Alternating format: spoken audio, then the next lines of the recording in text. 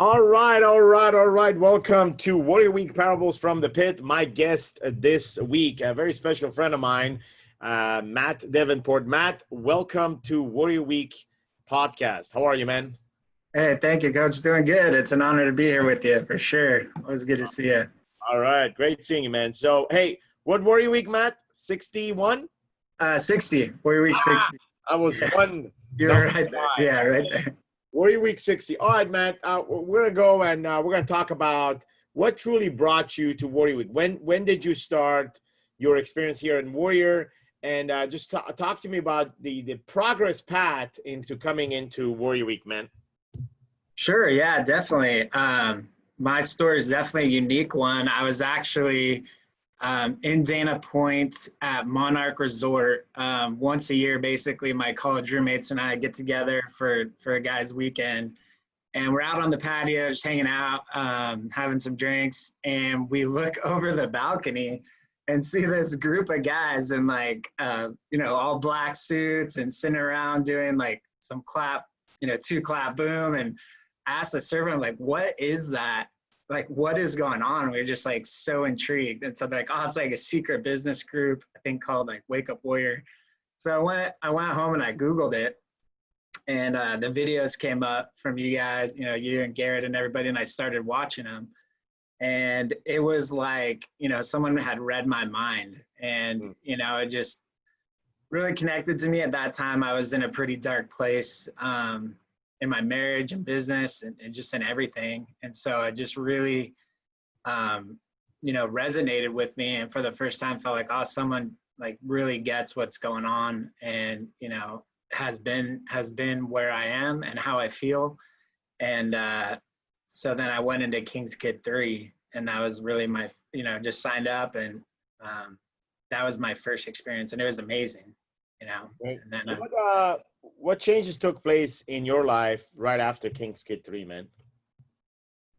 well, immediately, like our my marriage at that point was already, really bad, and I knew that, something needed to change. I needed to change. And so just the whole idea of telling the truth immediately just started and had me, instead of looking at her as a problem or other things as a problem, just had me start looking in the mirror. And so immediately, I was just starting to be aware of all the things in my life that I needed to change. And it kind of looked overwhelming at first.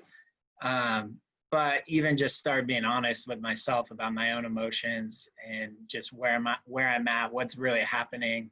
And I was just living in denial about a lot of different things. So, what was it like,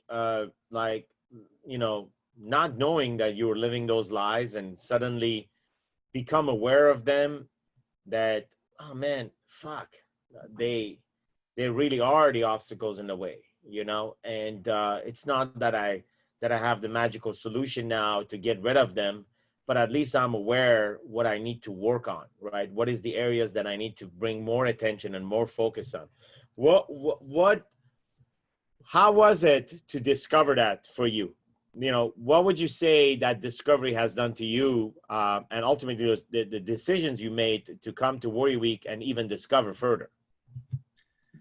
Yeah, I mean, I remember just you had us do evolutions during that time. And I specifically remember going out into the woods, and you had us had us talk to our 8-year-old self. And I remember just going into the woods and just bawling and and that was like a really powerful evolution to me. And I remember just looking back and realizing like who I was growing up and who I wanted to be, and then who I had become, and who the version of myself was, at that time. And it's very hard. It was very hard to come to terms with. And I think for me, it was realizing, and I am not who I want to be. I'm not the dad I want to be, the man, and this needs to change. And so, I'd done all types of things. I grew up, in the church and all of that. But I think what really attracted me to Warrior, and it was like, man, I need to go to Warrior Week, was just the authenticity, being real, being raw. I felt like it was the first time that I met a group of men that were willing just to be totally honest and truthful.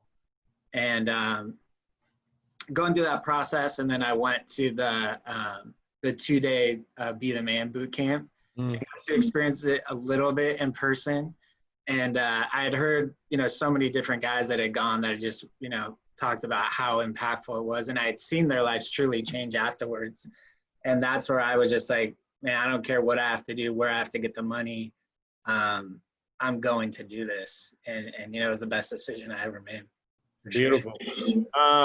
I remember you stepping into Warrior Week. Talk to me about the first night, right? The pit and that experience. What did that open up for you, and what can you tell us about that? Yeah, the pit was really a really impactful experience as well. I mean, I just remember we're sitting in there and we're all spaced out, and we ran around it at one point, thought like we found a way out, and only to find a gate. And that feeling just made me feel like, man, that's how I've been living my whole life. Like, I've been choosing one thing and thinking, oh, this will set me free. This will make me happy. This will do it. And just experience after experience of that. And then coming to the truth where we realize, like, that the only way out of the pit is to tell the truth. And until you tell the truth, you have no way out. And for me, I had avoided, I tried anything other than telling the truth. And so just coming to terms with that I need to be honest with myself and honest with other people, it's just something I'll always carry with me. And then after that, and then also in that experience, we had the fire, and for me, I'd always been looking back on my life and just so much regret and so much shame, and just looking back on my mistakes. It'd be like a loop in my head. And you had us write down, all the things we were going to let go in that moment, and letting go of just so many mistakes in my past, and marriage and all of that, and just letting it go and freeing myself in that moment was also extremely life-changing.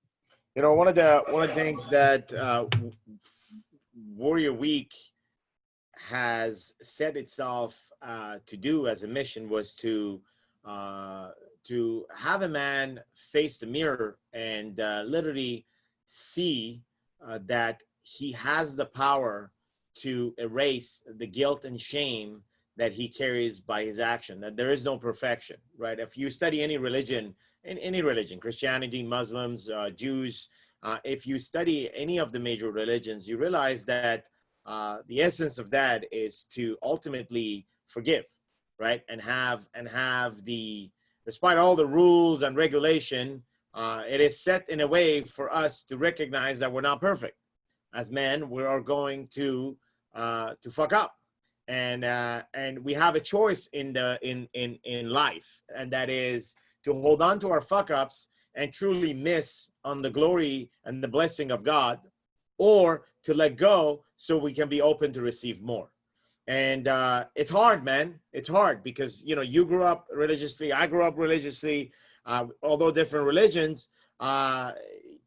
It's not explained to us this way. It's not offered to us as a choice. There's so many conditions around it. And there's so many laws and there's so many ways and supposed to do that in the midst of all this, you lose the essence of how simple the fucking message is, which is every day is a new day. Every day has its potential. So as long as you're able to let go of yesterday.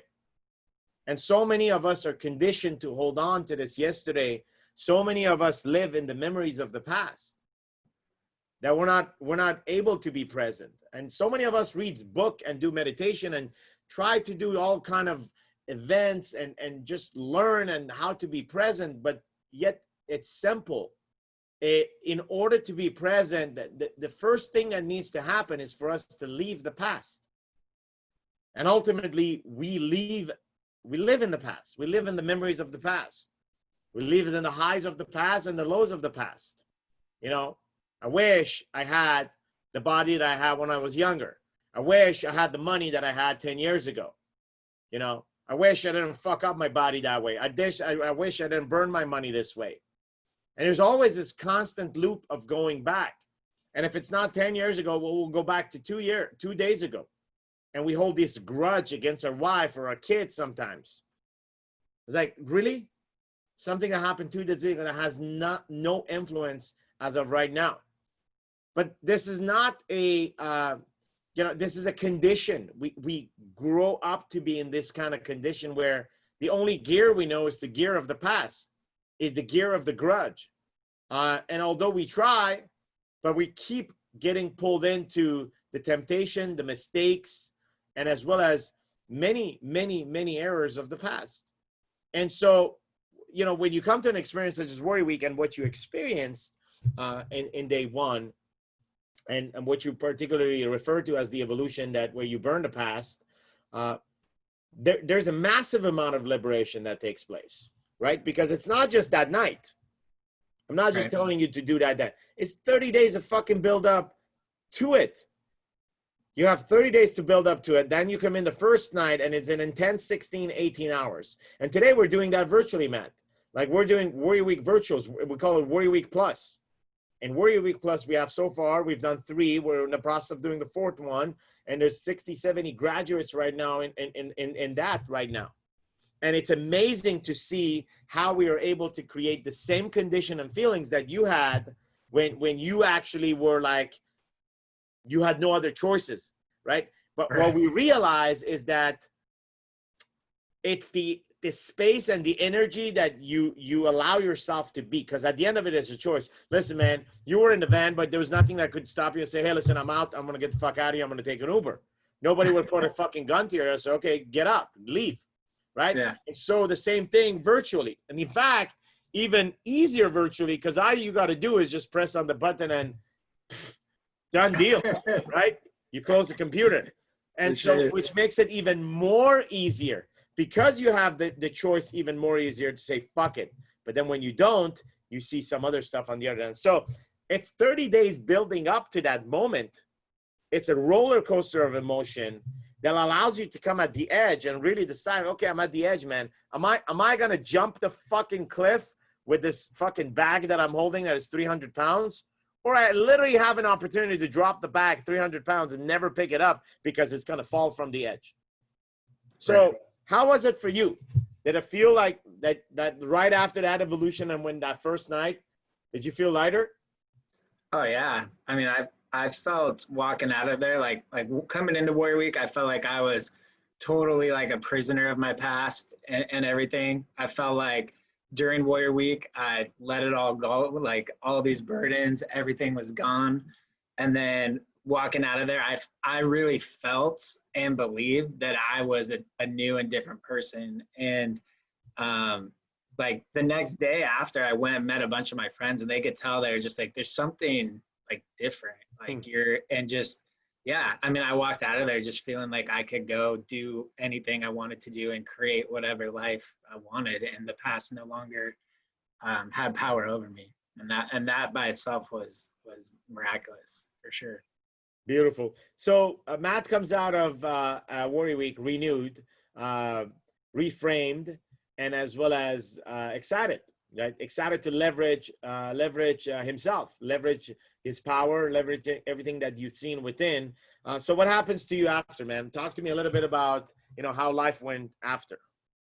Yeah. So after, so I would say, coming up to it, there are like a whole bunch of things I knew I should do or should change. Warrior Week is like, all right, I am, a new person. I am different. And so after it was like, okay, I'm all in. Like that, that experience. I mean, I know even coming up with it and going, I was like, once you experience and see it and saw what was happening inside me, I was like, I don't care what I have to do or how I'm going to do it. Like I'm all in. And so, our brothers from Warrior Week 60, we've been in a group every day, like, sharing our stacks, our work. That has been a godsend and amazing by itself. And so after that, I was like, I don't know how I'm going to do it, what's going to happen, but I have to be a part of Empire. And so I've, you know, signed up for Empire this year. And honestly, looking back, even, you know, I went to Warrior Week in October, even looking back at just who I was like a year ago before I went to Warrior Week is just, it's crazy just to even look back. And so like ever since then, I just look at that as a pivotal point, and who I've been, the work that I've done, and the life that I've been creating, and particularly who I've been as a father to my girls is just like life altering. And I'll always be thankful for sure. Talk to me about who Matt is today as a father versus who Matt was. Like, what are some of the differences your daughters see in you? Yeah, so I was just always, you know, sedating for sure. Like I was, you know, workaholic, always watching TV when I got home, always distracted. Alcohol is a very big thing for me, like just always, you know, so just always wanting to like escape. So escape the stress, escape whatever was going on, just I would never be present. So today, you know, I'm alcohol free. I haven't had a drink in like, I think like 138 days. And so, yeah, that again, but you know, is crazy and by itself worth, you know, everything. But, so I think they would say that isn't that crazy, man? That yeah, you never came to Warrior Week to quit drinking. no. So I dude, like it's so important. And for guys that are listening to this right now, man, and dude, like, bro, if you have a drinking problem and you've been trying to go to AA, you've been trying to do this because the main focus that has been trying to stop drinking and it hasn't worked, you should give yourself a chance to try something completely different based on the story I'm going to share and the story that Matt is going to tell as well. That you've been hearing. Like Matt didn't come in here to quit drinking. He came here for something else. As a result of it, 133 days now? 138, yeah. 138 days, no drinks. Mm-hmm. So like completely a byproduct of something else. And that's how you fucking win. 2008, I go to Africa in Uganda for a project for 3 months. I get there and it's the first fucking trip in Africa and somebody's supposed to come pick me up. I land around 1 a.m. and there's this guy with a sign outdoor, and it's like, you know, you were talking about a tropical fucking airport in the middle of like some kind of fucking jungle. This guy picks me up, no language. My last name is written all fucked up on it. I assume it's me. I get in a car, and the first thing I see, it's an M16 next to the transmission gear. So I'm like, what the fuck, man? Like nobody warned me about this shit. Like it's not like, you know, I was a small contractor with a company and they said, hey man, we need to go and install these at that time with telecommunication ports that we had to install. They called them TBS stations, and we had to do that for a company called Alcatel, which is a big telecommunication company, and we were a small subcontractor.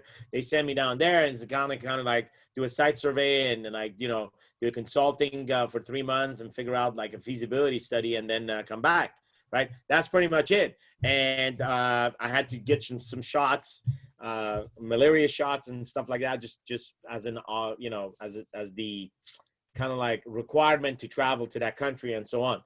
But that's it. Nobody warned me about the fucking M16 in the car. So I'm like, what the fuck is going on? It's 1 a.m. So, and then we start driving and we start going literally in the middle of a fucking jungle. Like it's dark. There is no light. There is no infrastructure. There's a one-way road. And if there's a car coming on the other side, if it has lights, then you have to pull aside for the other car goes and you go. It's a very different system. So, you know, I'm there, man, shitting in my fucking pants. And the trees are super tall. I specifically remember my window was open. And as we entered the forest, it was hot at the outside. As we entered the forest, it just felt so cool, as if you're walking into a air conditioning, you know, unit, or you know, like a room that has air conditioning in it. You're not from outside. Yeah. And it was the trees that were keeping the entire forest cool. Of course, I didn't know that then, but I found out later that they told me. So anyway, in the middle of the jungle for like a couple of hours, we are driving. to the hotel, to the main city. And we would get to these villages, and the villages in Africa are actually built around the roads. So people live around the roads. That's the city, right? So and then you would come in and it would be super crowded. Like imagine like 100 of people in the middle of the road. It's 2 a.m. It's dark. It's crazy. There's barely some lights. Man, I had to pull up the window, and then you see all these faces coming in, and like, fuck, I'm the only white dude inside of like the car. So, and the guy has his hand on the M16. Like, I shit into my fucking pants. Okay. I get to the hotel. It's a nice hotel. We get in and all that. It's in the city now. It's all, I check into the room, and very nice room, like 5-star and all that shit. It's like, American style. I'm like, fuck yeah, man. And I remember just locking the door, and the first thing I went for was the mini bar, right? I look in the mini bar and it's full, man. Like all the items are there. And I'm about to open. I'm like, fuck this, man. It's been like a 24-hour flight, and I just shit in my pants. We're just driving in the middle of a fucking jungle as my first experience with no fucking warning. Like, what the fuck? Alone. At least if I had a buddy, but just alone, right? So yeah. I'm like, fuck, no insurance, no fucking, nobody knows where the fuck I am. I have a BlackBerry with, at that time I lived in Canada, with AT&T Rogers, and it fucking, who the fuck knew what the connection was working on now? Bro, like it was, I remember it was then that I created my profile on Facebook. I think Facebook. Oh, yeah. I think Facebook was new, or I was new to Facebook in 2008, something like that. But I remember I created my profile from Uganda. And so anyway, man, I'm there. I'm going for this fucking bottle of alcohol. And it's Jack, and there's Coke, and it's like Jack and Dan. I'm gonna get fucked up, bro. I'm gonna get fucked up. And then I remember I had a pack of cigarettes from Canada, Dumoria cigarettes. I'm gonna smoke some cigarettes, and I'm gonna relax. And bro, I went to open it up, and like my hand was shaking. I specifically remember. I'm like, what's going on? And I was scared. And you know what I was scared of? I was scared if I get drunk, and if I go out and I start walking, and then somebody will fucking just like jump me or fucking rape me or whatever. I don't know what the fuck I was, man. I was literally in the middle of fucking, I was in Africa, bro. Here I am, a Canadian. A day ago, I was in Canada, in the middle of infrastructure and services and light and protection and police and all that. Now I'm in like nowhere. No one knows I'm here. Like my BlackBerry doesn't work, like nothing. So I'm like, uh-oh, this shit is real, man. So I was scared to drink. I was scared because at that time I wasn't so much in tune with the voice. But I can look back and now and say it was the voice, man, that made me shake my hands like, bro, don't do this, right? Yeah. And believe it or not, I didn't drink for 3 months in Uganda because of that. I was scared. I didn't drink. There was so many opportunities next to Lake Victoria with like fried fish and like cold beer. Just didn't fucking drink. I don't want a drop of alcohol on me because I don't want to fuck. I just wanted to be aware, where the fuck am I? And it was the greatest fucking experience that I had. It was so safe. It was great. It was beautiful. I fell in love with Africa, but I didn't touch a fucking drink. And when I came back, the fucking habit was out of my system. I had zero pleasure. I remember we went to Houston after, and like, hey man, drinks were all over the fucking place. And I was like, I don't need to, man. I can eat the food. There was no pleasure associated with drinking. And I was the guy that would drink a bottle of vodka every Friday or Saturday, on the weekends, and just to have fun, right? To go club or whatever, to have fun. And 2008, what are we? 2020. It's 12 years, man. I haven't touched a single drop of alcohol. Again, I didn't plan on quitting. I didn't know if I had a problem. I didn't have a problem.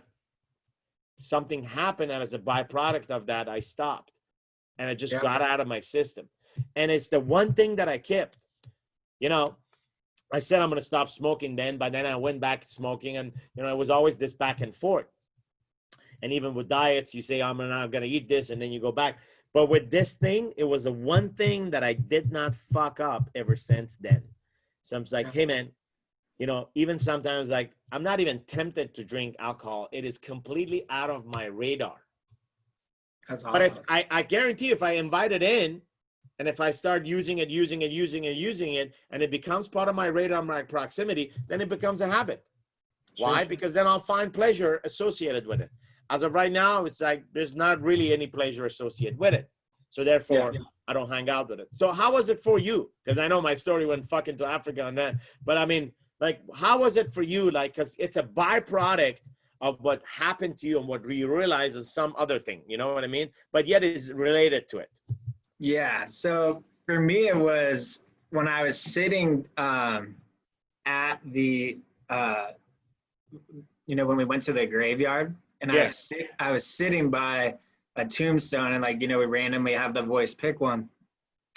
And I sit down, and it's a 2-year-old, and I happened to have a 2-year-old at the time. And I was just like, you're picturing like your next 40 years. And I'm like, man, who I want to be and how I want to live the next 40 years can't involve alcohol. Like basically, like I can't be the father. I can't be the business owner. I can't hit the fitness goal, the body goals I want. Like I can't be who I want to be with this in my life. So it was like the first time that I had framed it where it wasn't about, me getting crazy or it wasn't negative. It was like, if I want these positive things and I want to create this life and this future, this is who I have to, what I have to become. So it was a progress after that of like slowly giving it up and slowly. And then finally, when it came to 2020 and just setting my targets, I was like, okay, I'm gonna just go alcohol free for 2020. Well, that turned, at first I did it, but then for a while, and then, I had a couple of drinks, and then I was like, no, I'd say like, I was, I was just like, I can't hit my goals. I can't, not wake up early the next day and do this. And it wasn't about, again, it was just like, because I want to become this other version of myself, this is in the way of that. And it's not worth it to me anymore. Like, this gives me nothing. And it was that mindset that has allowed me to give it up for sure. Wow. And as a result of it, how present are you with your children and wife? Yeah, it's just, night and day. I think that's what they would say is the biggest difference, is that I'm present when they say little things, like I'm attentive to it. Because when you're drinking, you're going away a little bit. Even if you're not drunk, you're going away, And so I think I'm just way more present, way more in tune with what they're thinking, what they're feeling, what they need. And then, more with boundaries and everything, just like, all right, it's bedtime. If I'm drinking, I'm like, I'm up till 12 or 1, and then I'm sleep. If I'm not drinking, I'm like, all right, bedtime here, this is what I got to do. Here's when I'm getting up. Here's, it's just a totally different structure in the household compared to who I was when I was drinking. Beautiful. What can you tell us about some of the results inside of your business and the mindset that you had? Yeah. So in my business, I always was like, hey, I'm a business owner. My mindset was, I'm going to pay other people for production. I'm going to work hard, and I'm going to put in the hours and do this or that. But I was always like, I'm the CEO. I'm going to have, rah people to get sales and do all of that. And I was always overspending, not tracking like ROI, profit. I really was in business, for my ego, a lot of it, to be like, I have this many employees, I do this many applications, the company gives me this. Through Warrior, it totally is changed, where I'm like, no, like, I'm in business for profit and for my family. And so starting to just track everything, like, business expenses, personal expenses, taxing, accounting, all of that has been crazy. But I'd say the biggest thing is that, as Sami, is that I have to truly lead by example and not ask my team to do anything that I'm not willing to do. And as my capacity, and I'm doing so much more every day, I do have a smaller team than I've ever had, but I'm also more profitable than I've ever been, because I do so much more in a day. And not that I'm working more hours or anything, but just I'm so much more focused through like core 4 stack, having targets, that I'm, getting results with less time, and with less busyness. But also just being like, hey, I'm in business to for profit, for my family first, and for me to have the life that I want. And then also, I think with my team, I'm a much better leader because I am, you know, I used to, you know, if I wasn't hitting a target or doing something, it would always be the team's fault. Like they need to work harder, they need to sell more, or do whatever. And now I take a step back and be like, you know, what am I, like, really, what am I doing? What could I be contributing, or what am I not contributing? And I look there first before I look to anybody else. Beautiful, beautiful. Matt, if you would had a message for one of our audiences listening to it, or that is moved by your story and kind of like forwards this message to a person that they know, basically they pay it forward, right? What would be the message for a person that's sitting here that could be you before King's Kid, you before Warrior, you know, the Matt that was hanging out in the party and saw the guys on the beach. What would you have a message for that guy, man? Yeah, my message would be to follow the voice, and my bigger message would be, you know, that I really think God is in Warrior. I think I look back at who I was and where I was, and just think, man, I don't, you know, not to put it in a box or anything, but just like, you know, miracles happen here, you know. And I look back at where I was a year ago and where I'm at today, and I'm like, it really is nothing short of that. And you know, it can be intimidating at first, because, you know, you gotta put yourself out there. You're gonna, you know, maybe be nervous, whether it's about the time or the money or whatever it is. But I'll just say, I remember being nervous about like paying for a book, and then the next thing, but it's like anything I've ever taken a step forward and invested in, I've gotten like a million times the return. And I would just say, if anything about the Warrior message, anything you've heard here, the videos you've seen, like, don't think, just do it. Just take action, sign up, and you, your family, your kids, your wife, like, it'll be the best decision you've ever made. Like, I tried so many different ways, so many different things, like therapy, whatever. And, you know, like, this will just, I think, bring you whatever it is that you're looking for, and you'll find it. Beautiful. And I would agree with Matt that miracles do happen here in this place. I've seen miracles over 62 Warriors. I've seen miracles over 30 to 40 Be the Man events. I've seen miracles over multiple WarriorCon events. I've seen miracles over our latest and greatest adventure here at Warrior, the Warrior Week Plus, which is a virtual experience of 2 days, pre-training of 30 days leading to the 2-day event. And I've seen miracles. I've seen miracles. Matt is a manifestation of that miracle. What Matt brings to his family, to his business, to his team leaders, it's a miracle. 1,500 other graduates like Matt are the living miracles of this experience. Yeah, there's something beautiful here. And if this place is calling you, well, you got to go to warriorweekplus.com.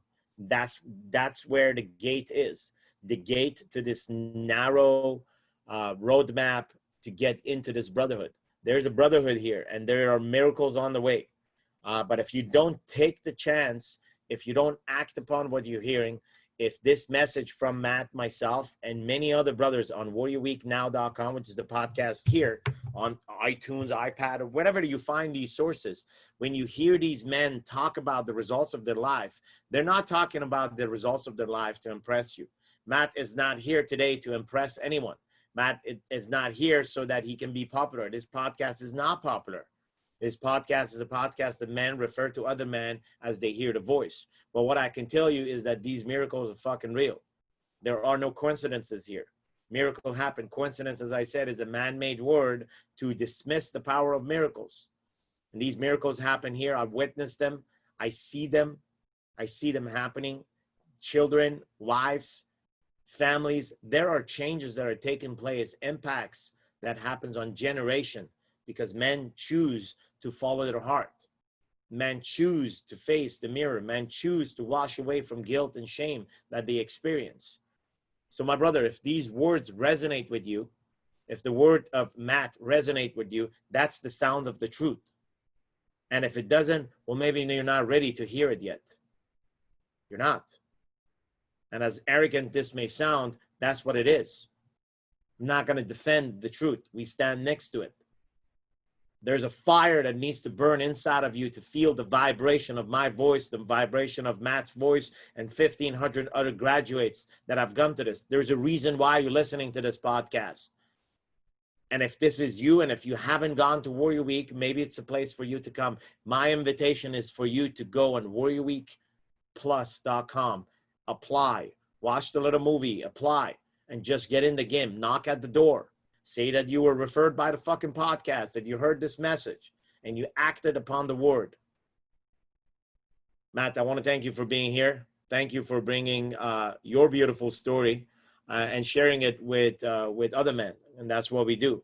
I want to also thank our audience here for tuning into our message, our loyal audience tuning into our message, and our audience that keep paying it forward. That, you know, if you feel this message is something somebody should hear, and simply forward it. Maybe there's a person in your life that you know that drinks too much. And the best way for you is like, listen, bro, I don't know what else to tell you, but listen to this fucking podcast.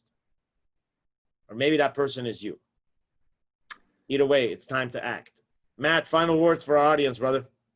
Yeah, the one thing that just always has stuck with me is when I've thought about it, and I know, you know, you talked about one time, but you know, I'm not sure what Warrior Week Plus costs or whatever, but whatever it is, you know, the different things, but it's like, what is the cost of staying the same? Or what is the cost of not changing? Like, what is the future cost in your business, marriage, kids? And I look back now, I'm like, man, the cost of me not doing this would have been catastrophic. And I just can't imagine whatever, you know, time and money I've invested. And I just say, man, like, don't wait. Like, don't let another year or 5 years go by. Like, this is a special place, and if you can be a part of it, like, do it. You know, it's been the best thing I've ever done. Thank you for that. Yeah, the cost of Warrior Week Plus is 1/10 or 1/5 of what you paid. So we've reduced the cost. This is post COVID-19. The point is to help out. And if you don't want to help yourself out, there's nothing else anybody else can do. So the cost is affordable. Is affordable for every single man. If you're a man and have a family, it's going to be affordable. You're going to find a way to make it affordable. And it's as simple as that. But thanks for bringing that up, Matt. Gentlemen, watch our podcast at warriorweeknow.com, iTunes, Spotify, all the platforms. But more importantly, if this resonates, go to warriorweekplus.com, apply, and we may see you on the other side of the gate. Matt, thank you for being with us today. Gentlemen, thank you for spending the time with us. Until next time, take care of yourself and each other.